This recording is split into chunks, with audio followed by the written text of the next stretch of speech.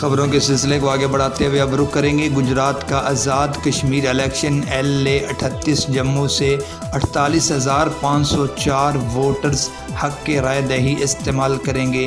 Gujarat LA-38 Jammu 5 انتخابی دنگل سج گیا۔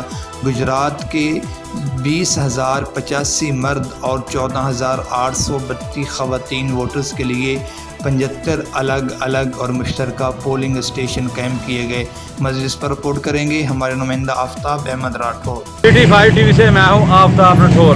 آزاد کشمیر الیکشن جموں 38 سے 48,504 ووٹر حق رائے دہی استعمال کریں گے۔ گجرات LA-38 جموں 5 انتخابی دنگل سج گیا۔ گجرات کے 20,085 مرد اور 14,832 خواتین ووٹرز کے لیے 75 الگ الگ اور مشترکہ پولنگ اسٹیشن قائم کیے گئے ہیں۔ پولنگ سٹاف کو ذمہ داریاں سونپ کی گئی ہیں، جبکہ ڈپٹی کمشنر گجرات مہتاب وسیم اظہر اور DPO عمر سلامت کی موجودگی میں سیکورٹی کے ساتھ حفاظتی اقدامات کیے گئے ہیں۔ کشمیر الیکشن میں مسلم لیگ کاف اور PTI کے مشترکہ امیدوار چودھری اکبر ابراہیم مضبوط کینڈیڈیٹ سمجھے جا رہے ہیں۔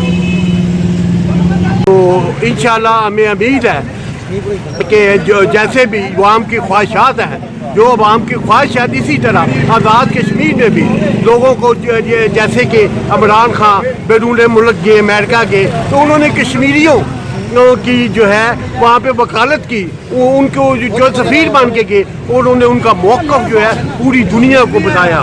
آج پوری دنیا میں کشمیریوں کا جو میٹر ہے، مسئلہ ہے، آج ہر بندہ جانتا ہے کہ کشمیری جو ہے وہ اپنا ان کی خود ارادیت کا جو مسئلہ ہے وہ منزل کی طرف جا رہا ہے۔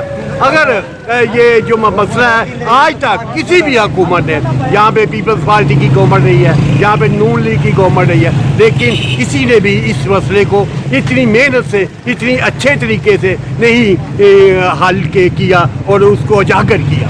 قائد اعظم اور PTI کے مشترکہ امیدوار چودھری اکبر ابراہیم کامیاب ہوں گے، کیونکہ اس کی کامیابی کی وجہ یہ ہے کہ پیپلز پارٹی کی 5 سال ادھر حکومت رہی، مسلم لیگ نون کی حکومت رہی، مگر کشمیریوں کے لیے کسی نے کوئی کام نہیں کیا۔